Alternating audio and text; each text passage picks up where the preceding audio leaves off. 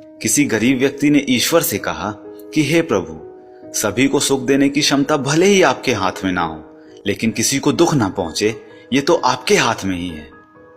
किसी के कहने से यदि अच्छा या बुरा होने लगे तो ये संसार या तो स्वर्ग बन जाए या पूरी तरह से नर्क।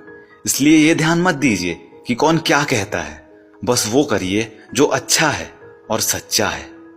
वक्त के भी क्या अजीब किस्से हैं, किसी का कटता नहीं और किसी के पास होता नहीं। वक्त दिखाई तो नहीं देता, लेकिन दिखा बहुत कुछ जाता है। अपनापन तो हर कोई बताता है, परंतु अपना कौन है ये वक्त ही बताता है। अपने लफ्जों का इस्तेमाल कभी भी हिफाजत से कीजिएगा, क्योंकि ये आपकी परवरिश का बेहतरीन सबूत होते हैं।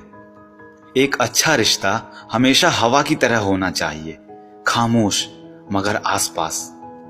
कड़वी मगर सच्ची बात है कि जब खुद को चोट लगती है, दूसरों की चोट भी तभी दिखाई देती है।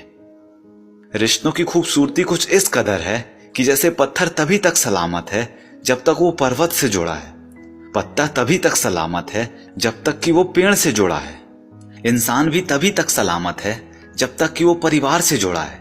क्योंकि परिवार से अलग होकर आजादी तो मिल जाती है, लेकिन संस्कार चले जाते हैं। आप अकेले बोल तो सकते हैं, लेकिन बात नहीं कर सकते। आप अकेले आनंदित तो हो सकते हैं, लेकिन उत्सव नहीं मना सकते।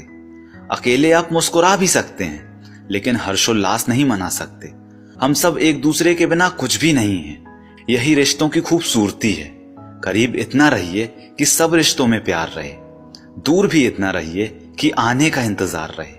रखिए उम्मीद रिश्तों के दरमियान इतना कि टूट जाए उम्मीद मगर रिश्ते बरकरार रहें। याद रखिएगा कि सख्त हाथों से भी टूट जाती हैं कभी उंगलियां, रिश्ते जोर से नहीं तमीज से थामे जाते हैं। छोटी सी मछली पानी के उल्टे बहाव में भी आगे निकल जाती है, जबकि एक हाथी उसी बहाव में बह जाता है, क्योंकि मछली पानी की शरण में है।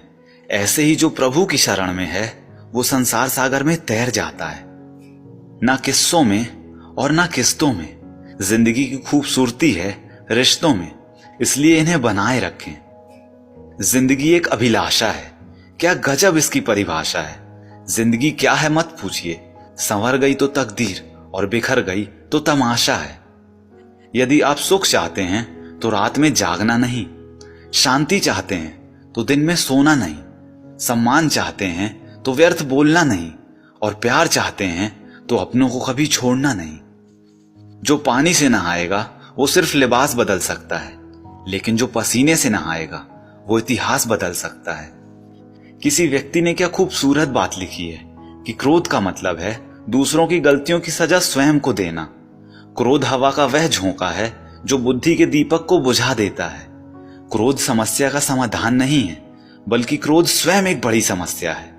जो व्यक्ति अपने गुस्से को नियंत्रण में नहीं रख सकता है, वह व्यक्ति अकारण तनाव में घिरा रहता है। सुबह से शाम तक काम करके आदमी उतना नहीं थकता जितना कि क्रोध या चिंता से पल भर में थक जाता है। यदि आपको कोई क्रोध दिलाने में सफल हो जाए तो मान लीजिए कि आप उसके हाथ की कठपुतली हैं। आपकी मुस्कुराहट आपके चेहरे पर ईश्वर का हस्ताक्षर है। उसको क्रोध करके मिटाने की अथवा आंसुओं से धोने की कोशिश ना करें। क्रोध आने पर चिल्लाने के लिए ताकत तो नहीं लगती, लेकिन क्रोध आने पर शांत बैठने के लिए बहुत ताकत की जरूरत होती है। मूर्ख मनुष्य क्रोध को जोर जोर से प्रकट करता है, किंतु बुद्धिमान व्यक्ति उसे शांति से वश में करता है। अतः क्रोध को जीतने में मौन सबसे अधिक सहायक है। आप जानते नहीं हैं कि क्रोध का अपना पूरा खानदान है। क्रोध की एक लाडली बहन है जिद, क्रोध की पत्नी है हिंसा, क्रोध का बड़ा भाई है अहंकार, क्रोध का बाप जिससे वह डरता है भय, क्रोध की बेटियां हैं निंदा और चुगली, क्रोध का बेटा है बैर। इस खानदान की नकचड़ी बहू भी है ईर्ष्या, क्रोध की पोती है घृणा, इसकी मां भी है उपेक्षा। तो क्रोध के खानदान से हमेशा दूर रहिए, वरना ये सब मिलके आपको बर्बाद ही कर देंगे। सबके दिलों का एहसास अलग होता है। इस दुनिया में सबका व्यवहार अलग होता है। आंखें तो सबकी एक ही जैसी होती हैं, पर सबका देखने का अंदाज अलग होता है। तो दोस्तों, उम्मीद करता हूं ये सभी कोट्स आपको पसंद आए होंगे। अगर ऐसा है तो इस वीडियो को लाइक कीजिए, अपने दोस्तों के साथ और भाई बहनों के साथ इस वीडियो को शेयर कीजिए, क्योंकि अच्छा बांटेंगे तभी तो अच्छा काटेंगे। और एक बात हमेशा बोलते रहिए कि जो होगा जूम करके देखा जाएगा।